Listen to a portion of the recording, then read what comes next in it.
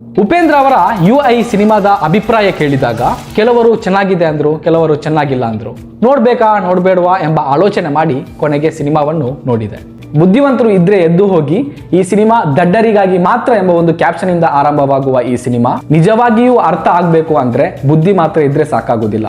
ಬುದ್ಧಿಯ ಜೊತೆ presence of mind ಬೇಕು ಮತ್ತು ನಮ್ಮ ಸುತ್ತಮುತ್ತಲಿನಲ್ಲಿ ಏನ್ ನಡೀತಾ ಇದೆ ಎಂಬ ಒಬ್ಸರ್ವೇಷನ್ ಇರಬೇಕು ಮತ್ತು ಅದನ್ನು ನಾವು ಅರ್ಥೈಸಿಕೊಂಡು ಈ ಸಿನಿಮಾ ಜೊತೆ ಲಿಂಕ್ ಮಾಡಿದ್ರೆ ಮಾತ್ರ ನಮಗೆ ಈ ಸಿನಿಮಾ ಅರ್ಥ ಆಗ್ಬಹುದು. ನೀವು UI ಸಿನಿಮಾ ನೋಡಿದ್ರೆ ಮಾತ್ರ ನಾನು ಹೇಳುವ ವಿಚಾರ ನಿಮಗೆ ಕ್ಲಿಯರ್ ಆಗಿ ಅರ್ಥ ಆಗ್ಬಹುದು.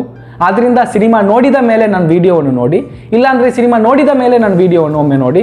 ಅಲ್ಲ, ನಾನು ಸ್ಟೋರಿ ತಿಳ್ಕೊಂಡು ಆಮೇಲೆ ಸಿನಿಮಾವನ್ನು ನೋಡ್ತೀನಿ ಅಂದ್ರೂ ಕೂಡ ಈ ವಿಡಿಯೋವನ್ನು ನೀವು ನೋಡಬಹುದು. ಉಪೇಂದ್ರ ಅವರು ಈ ಸಿನಿಮಾದಲ್ಲಿ ಇಂಡಿಯಾದ ಒಂದು ಸ್ಲಮ್ ಅನ್ನು ತೋರಿಸಿದ್ರು ಕೂಡ ಸಿನಿಮಾದಲ್ಲಿ ಎಲ್ಲಾ ಧರ್ಮದವರು, ಎಲ್ಲಾ ದೇಶದವರು ಮತ್ತು ಎಲ್ಲಾ ಕಲ್ಚರ್ ಜನರನ್ನು ತಂದು ತೋರಿಸುವ ಮೂಲಕ ಈ ಒಂದು ಸಿನಿಮಾ ಪರ್ಟಿಕ್ಯುಲರ್ ದೇಶಕ್ಕೆ ಅಥವಾ ಧರ್ಮಕ್ಕೆ ಸಂಬಂಧಿಸಿದಲ್ಲ, ಇಡೀ ಜಗತ್ತಿಗೆ ಸಂಬಂಧಿಸಿದ ಸಿನಿಮಾ ಎಂಬ ಒಂದು ಸಂದೇಶವನ್ನು ಕೊಟ್ಟಿದ್ದಾರೆ. ಸಿನಿಮಾದ ಬಗ್ಗೆ ಒಂದು ನೋಟೇಬಲ್ ಪಾಯಿಂಟ್ ಏನಂದ್ರೆ, ಉಪೇಂದ್ರ ಅವರು ನಮಗೆ ಗೊತ್ತಿರುವ ಹಾಗೆ ಎಲ್ಲಾ ಕಡೆ ಭಾಷಣದಲ್ಲಿ ಸಮಾಜ ಸರಿ ಇಲ್ಲ, ರಾಜಕೀಯ ಸರಿ ಇಲ್ಲ ಅಂತ ಹೇಳ್ತಾ ಬರ್ತಾ ಇದ್ದಾರೆ ಮತ್ತು ಪ್ರಜಾಕೀಯ ಎಂಬ ಒಂದು ಪಕ್ಷವನ್ನು ಕೂಡ ಕಟ್ಟಿದ್ದಾರೆ. ಸೊ ಆ ಪಕ್ಷದ ಮೂಲಕ ಜನರಿಗೆ ಅರ್ಥ ಮಾಡಿಸಲು ತುಂಬಾ ಪ್ರಯತ್ನವನ್ನು ಕೂಡ ಪಟ್ಟಿದ್ದಾರೆ. ಆದ್ರೂ ನಮ್ಮ ಜನರು ಬದಲಾವಣೆ ಆಗೋದನ್ನು ಗಮನಿಸಿದ ಉಪೇಂದ್ರ ಅವರು ಜನರಿಗೆ ಎಷ್ಟು ಹೇಳಿದ್ರೂ ಕೂಡ ಅರ್ಥವಾಗುವುದಿಲ್ಲ. ಆದ್ರಿಂದ ಎಲ್ಲ ದಡ್ಡರಿಗೆ ನಮ್ಮ ವಿಚಾರವನ್ನು ತಿಳಿಸುವ ಕಾರಣಕ್ಕಾಗಿ ಬೇರೆಯದೇ ಆಂಗಲ್ ನಲ್ಲಿ ಈ ಸಿನಿಮಾ ಮಾಡಿದ್ದಾರೆ. ಆ ಕಾರಣಕ್ಕಾಗಿ ಸಿನಿಮಾದ ಆರಂಭದಲ್ಲಿ ಈ ಸಿನಿಮಾ ಕೇವಲ ದಡ್ಡರಿಗಾಗಿ ಎಂಬ ಟೈಟಲ್ ಅನ್ನು ಕೊಟ್ಟಿದ್ದಾರೆ. ಅವರು ನಮ್ಮ ವ್ಯವಸ್ಥೆಯನ್ನು ಯಾವ ರೀತಿಯಾಗಿ ತೋರಿಸಿದ್ದಾರೆ ಅಂದ್ರೆ, ಉದಾಹರಣೆಗೆ ಈ ಸಿನಿಮಾದಲ್ಲಿ ರವಿಶಂಕರ್ ಅವರ ಆರಂಭದ ಕ್ಯಾರೆಕ್ಟರ್ ಒಬ್ಬ ಕಳ್ಳ, ಪಿಕ್ ಪಾಕೆಟ್ ಮಾಡ್ತಾ ಇರ್ತಾರೆ. ನಂತರ ಆತ ಕಳ್ಳತನ ಮಾಡುವುದನ್ನು ಬಿಟ್ಟು ಫಾರ್ಮಲ್ ಆಗಿ ಜನರಲ್ಲಿ ಸುಳ್ಳು ಹೇಳಿ ಜನರಲ್ಲಿ ಓಟು ಕಳ್ಳತನ ಮಾಡಲು ಪ್ರಾರಂಭಿಸ್ತಾರೆ ಮತ್ತು ಜಯಗಳಿಸಿದ ನಂತರ ಆತ ಜನಪ್ರತಿನಿಧಿ ಆಗುವುದಿಲ್ಲ, ಬದಲಾಗಿ ಸರ್ವಾಧಿಕಾರಿ ರಾಜನಾಗ್ತಾನೆ. ಆ ಮೂಲಕ ನಮ್ಮ ಸಮಾಜದಲ್ಲಿ ಇವಾಗ ರಾಜಕಾರಣಿಗಳು ರಾಜರಂತೆ ವರ್ತಿಸುವ ರೀತಿಯನ್ನು ತೋರಿಸಿದ್ದಾರೆ. ನಂತರ ಸಿನಿಮಾದಲ್ಲಿ ಸರ್ವಾಧಿಕಾರಿಯಾಗಿರುವ ರವಿಶಂಕರ್ ಅವರನ್ನು ಸೋಲಿಸಿ ಅವರ ಅಧಿಕಾರವನ್ನು ಸಮಾಜದಲ್ಲಿ ಒಳ್ಳೆಯ ಕೆಲಸ ಮಾಡ್ತಾ ಇರುವ ಉಪೇಂದ್ರ ಅವರ ಕ್ಯಾರೆಕ್ಟರಿಗೆ ಕೊಡುವ ಬದಲಾಗಿ ತುಂಬಾ ಕೆಟ್ಟ ಕೆಲಸ ಮಾಡುತ್ತಿರುವ ಆ ರವಿಶಂಕರ್ ಕಳ್ಳನಿಗಿಂತ ದೊಡ್ಡ ಕಳ್ಳ ಉಪೇಂದ್ರ ಅವರ ಮತ್ತೊಂದು ಕ್ಯಾರೆಕ್ಟರ್ ಕಲ್ಕಿ ಪಡೆಯುತ್ತದೆ. ಇದರ ಅರ್ಥ ನಾವು ಎಷ್ಟು ಒಳ್ಳೆಯ ಕೆಲಸ ಮಾಡಿದ್ರು, ಫೀಲ್ಡ್ ವರ್ಕ್ ಮಾಡಿದ್ರು ಪ್ರಯೋಜನ ಇಲ್ಲ.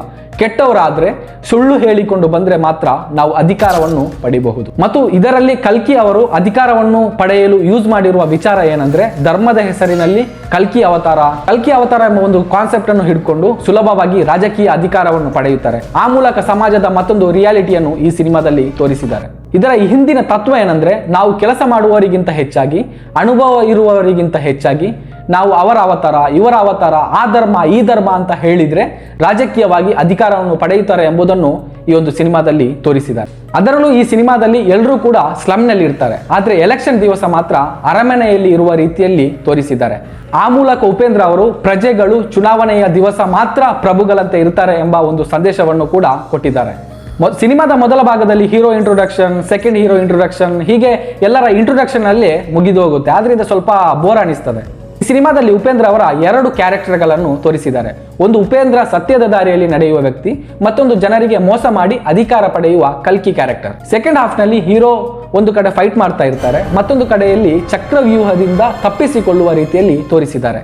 ಅಂದ್ರೆ ಈ ಸಿನಿಮಾದಲ್ಲಿ ಒಳ್ಳೆಯ ವ್ಯಕ್ತಿಯಾಗಿರುವ ಉಪೇಂದ್ರ ಅವರ ಕ್ಯಾರೆಕ್ಟರ್ ಕೆಟ್ಟ ಚಕ್ರವ್ಯೂಹದಿಂದ ತಪ್ಪಿಸಿಕೊಂಡು ಜನರಿಗೆ ಒಳ್ಳೆಯದು ಮಾಡಲು ಪ್ರಯತ್ನಿಸ್ತಾನೆ.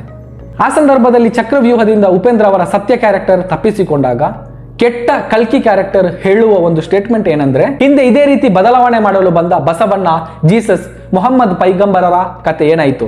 ಸೊ ನಿನ್ನ ಕಥೆಯೂ ಕೂಡ ಅದೇ ರೀತಿಯಾಗಿ ಆಗ್ತದೆ ಎಂದು ಕಲ್ಕಿ ಅವರು ತಮಾಷೆ ಮಾಡ್ತಾರೆ. ಇನ್ನು ಮೀಡಿಯಾದವರ ಬಗ್ಗೆ ನೋಡ್ಲಿಕ್ಕೆ ಬಂದ್ರೆ, ರಾಜಕೀಯ ವ್ಯಕ್ತಿಗಳು ಸಣ್ಣ ಚರ್ಚೆಯನ್ನು ಮಾಡ್ತಾ ಇದ್ರೂ ಕೂಡ ಮೀಡಿಯಾದವರು ತೋರಿಸುವ ಪ್ರಕಾರ ಜಗತ್ತಿನಲ್ಲೆಲ್ಲ ಯುದ್ಧ ಆಗ್ತಾ ಇದೆ ಎಂದು ಬಿಂಬಿಸಿ ಮೀಡಿಯಾದವರು ತೋರಿಸ್ತಾರೆ ಎಂಬ ವಿಷಯವನ್ನು ಕೂಡ ಸಿನಿಮಾದಲ್ಲಿ ಹಾಕಿದ್ದಾರೆ. ಅದರ ಜೊತೆಗೆ ಸಾಧುಕೋಕಿಲ ಮೂಲಕ ಮೀಡಿಯಾದವರನ್ನು ಒಂದು ಜೋಕರ್ ತರ ತೋರಿಸಿದ್ದಾರೆ.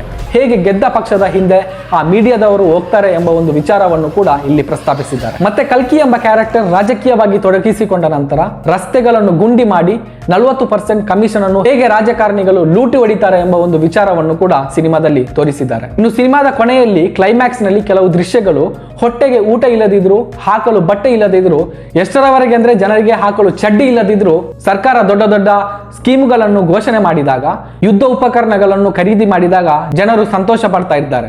ಎಷ್ಟರವರೆಗೆ ಅಂದ್ರೆ ರಸ್ತೆಗಳು ಪಾತಾಳದಲ್ಲಿದ್ರೂ ಕೂಡ ನಮ್ಮ ದೇಶ ಮಾರ್ಸಿಗೆ ಹೋಗಿದೆ ಅಂತ ಸಂತೋಷ ಪಡುವ ದೃಶ್ಯದ ಮೂಲಕ ಪ್ರಸ್ತುತ ರಾಜಕಾರಣವನ್ನು ವಿವರಿಸಿದ್ದಾರೆ. ಮತ್ತು ಇದರ ವಿರುದ್ಧ ಯಾರಾದರೂ ಪ್ರಶ್ನೆ ಮಾಡಿದ್ರೆ ನಮಗೆ ಮೂಲಭೂತ ಸೌಲಭ್ಯ ಸಿಗ್ತಾ ಇಲ್ಲ, ಹೀಗಿರುವಾಗ ದೊಡ್ಡ ದೊಡ್ಡ ಯೋಜನೆ ತಂದ್ರೆ ಏನು ಪ್ರಯೋಜನ ಎಂಬ ಒಂದು ಪ್ರಶ್ನೆ ಮಾಡಿದ್ರೆ ನಿನ್ನ ಧರ್ಮ ಯಾವುದು, ನಿನ್ನ ಜಾತಿ ಯಾವುದು ಮತ್ತು ಆತನನ್ನು ದೇಶದ್ರೋಹಿ ಅಂತ ಹೇಳಿ ಬಿಂಬಿಸುವ ವಿಚಾರವನ್ನು ಕೂಡ ಬಹಳ ಚೆನ್ನಾಗಿ ಸಿನಿಮಾದಲ್ಲಿ ತೋರಿಸಿದ್ದಾರೆ.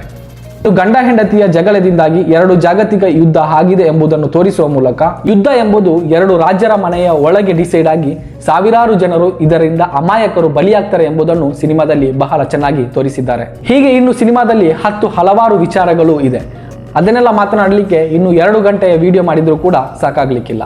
ಆದ್ರಿಂದ ನೀವು ಒಮ್ಮೆ ಸಿನಿಮಾ ನೋಡಿದ್ರೆ ನಿಮಗೆ ಅರ್ಥ ಆಗ್ಲಿಲ್ಲ ಅಂದ್ರೆ 2ನೇ ಬಾರಿ ನೋಡಿ, 3ನೇ ಬಾರಿ ನೋಡಿ, ಅರ್ಥವಾಗುವವರೆಗೂ ನೋಡಿ. ಯಾಕೆಂದ್ರೆ ಈ ವಿಚಾರ ಎಲ್ಲರಿಗೂ ಕೂಡ ಗೊತ್ತಾಗಬೇಕು.